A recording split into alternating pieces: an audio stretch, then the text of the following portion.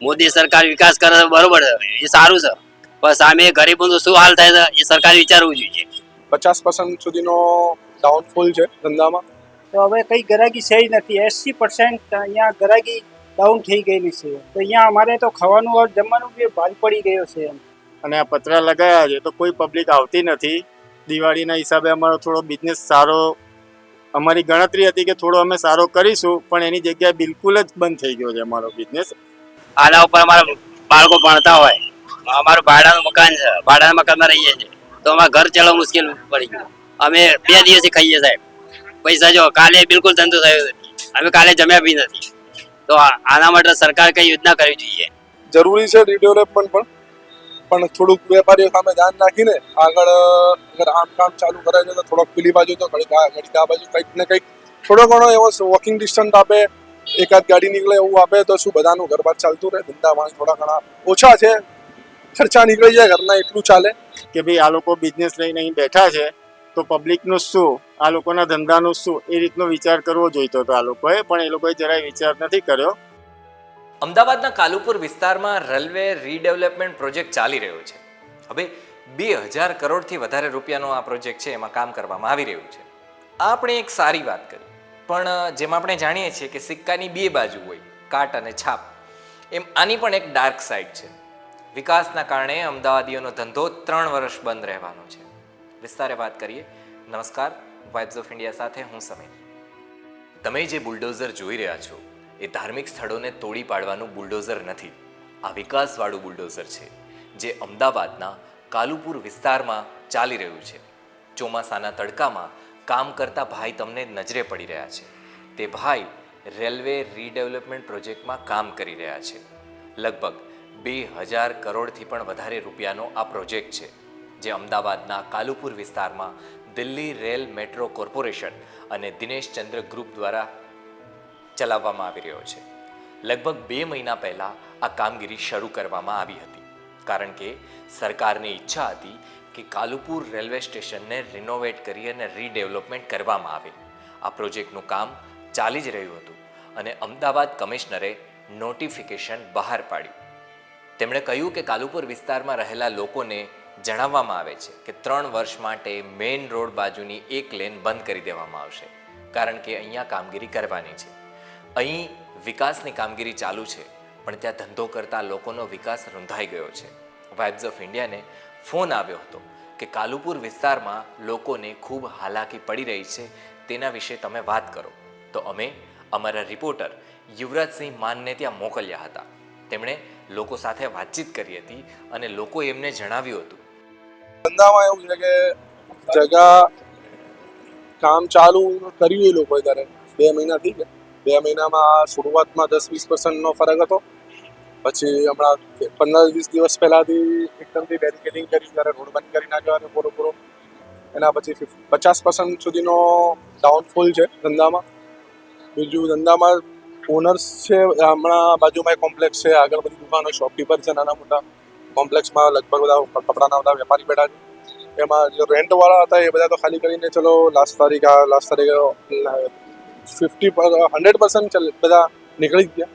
રેન્ટવાળા તો ઓનર્સ બેઠા છે, કેમ કે એમના જોડે ઓપ્શન નથી જવાનું કાંઈ, તો બેઠેલા છે. જ્યારે કામ ચાલુ કરવા બેરિકેડિંગ કર્યું ત્યારે વાત કરેલી ડીસીબી ટ્રાફિક ડીસીબી સાહેબથી, પછી અહીંયા લોકલ કોર્પોરેશનના માણસો હતા, કોન્ટ્રાક્ટર હતા, અહીંયાના એન્જિનિયર્સ હતા એમના, તો કે આવી રીતના આટલા માર્કેટમાં કમસે કમ 200+ વેપારીઓ બેઠા છે, કે બધાના ઘર બાર ચાલે એવું થોડું ઘણું રાખજો. તો પછી એ લોકો થોડોક રાસ્તો રાખે. હમણાં તો છે મહિના 15 દિવસ પૂરતો આટલું ઓપન છે, આટલો એક નાનો ખડકો રસ્તો છે કે ટ્રાવેલિંગ થોડું ઘણું થઈ શકે.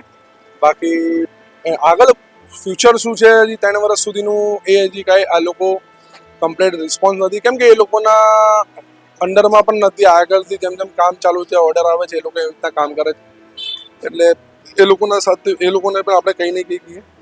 જરૂરી છે રીડેવલપમેન્ટ પણ થોડુંક વેપારીઓ સામે ધ્યાન રાખીને આગળ અગર આમ કામ ચાલુ કરે છે તો થોડોક પેલી બાજુ તો ઘડીક આ બાજુ કંઈક ને કંઈક થોડો ઘણો એવો વોકિંગ ડિસ્ટન્સ આપે, એકાદ ગાડી નીકળે એવું આપે તો શું બધાનું ઘર બાર ચાલતું રહે. ધંધામાં થોડા ઘણા ઓછા છે, ખર્ચા નીકળી જાય ઘરના, એટલું ચાલે, પછી કમાઈ લેશો. બાકી તો બીજું કંઈ નથી. અહીંયા બહુ વર્ષથી અહીંયા દુકાન ચાલે છે પણ અહીંયા 4 માણસ કામ કરીએ છે તો હવે કંઈ ગ્રાહકી છે જ નથી. 80% અહીંયા ગ્રાહકી ડાઉન થઈ ગયેલી છે. તો અહીંયા અમારે તો ખાવાનું और જમવાનું બી ભારે પડી ગયો છે. ખર્ચા કેવી રીતે કાઢીએ અમે પરિવારવાળા છે और બધા ફેમિલીવાળા છે. અમે શું કરીએ, એમને શું ખવડાવીએ? और મકાનના અમે ભાડા ભરીએ છીએ તે બી અમે કઈથી ભરીએ? और કોઈ પ્રશાસન અહીંયા આવતું નથી और જોતા બી નથી. અમારી દુકાનના આગળ જ પત્ર લગાવી દીધેલા છે. એટલા માટે કંઈ મહેરબાની કરો તમે और અમારા માટે એમ કંઈ જો એમ જ્યાં રસ્તો ખુલ્લો કરો એમ. તકલીફોમાં તો એવું છે ને સાહેબ કે અમારો એક તો બિઝનેસ બિલકુલ જ બંધ થઈ ગયો છે. જરાય બિઝનેસ નથી અત્યારની આજની પોઝિશનમાં. જ્યારથી આ લોકોએ આ રીડેવલપમેન્ટ ચાલુ કર્યું છે અને આ પતરા લગાવ્યા છે તો કોઈ પબ્લિક આવતી નથી. દિવાળીના હિસાબે અમારો થોડો બિઝનેસ સારો, અમારી ગણતરી હતી કે થોડો અમે સારો કરીશું, પણ એની જગ્યાએ બિલકુલ જ બંધ થઈ ગયો છે અમારો બિઝનેસ. ના, પ્રશાસન જોડે અમારે કોઈ વાત નથી થઈ, પણ હવે એ લોકોને જે પ્રોજેક્ટ છે પૂરો કરવાનો છે એમાં તો અમારું કોઈ સાંભળવાના નથી. પણ એ લોકોએ વિચાર કરવો જોઈએ તો થોડો ઘણો અમારા માટે બી કે ભાઈ આ લોકો બિઝનેસ લઈને અહીં બેઠા છે તો પબ્લિકનું શું, આ લોકોના ધંધાનું શું, એ રીતનો વિચાર કરવો જોઈતો હતો આ લોકોએ, પણ એ લોકોએ જરાય વિચાર નથી કર્યો.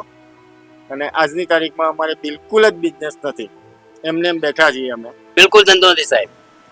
કોઈ ગ્રાહક આવતું જ નથી. આગળ પતરા લાગી ગયા હતા. બિલકુલ ધંધો ડાઉન છે.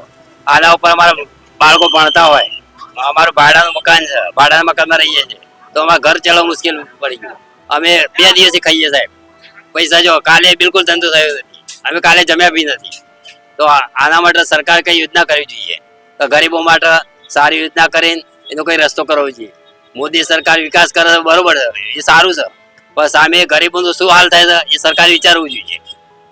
એના માટે કઈ રસ્તો કરવો જોઈએ. ગરીબો માટે કઈ યોજના કાઢે. આ પત્ર આ 5 વર્ષ કામ ચાલશે તો સાહેબ અમારા ગરીબોનું શું? એના માટે સરકારે કઈ વિચાર કરવો જોઈએ, કોઈ યોજના કરવી જોઈએ. મેઇન રોડની એક સાઈડ બંધ કરવા માટે ત્યાં પતરા લગાવી દેવામાં આવ્યા છે, જેના કારણે રોડની સાઈડમાં રહેલા લોકોનો ધંધો 3 વર્ષ માટે બંધ રહેવાનો છે. 3 મહિનાથી કામગીરી ચાલી રહી છે, તેના કારણે અત્યારે 80% ધંધો ઓછો થઈ ગયો છે.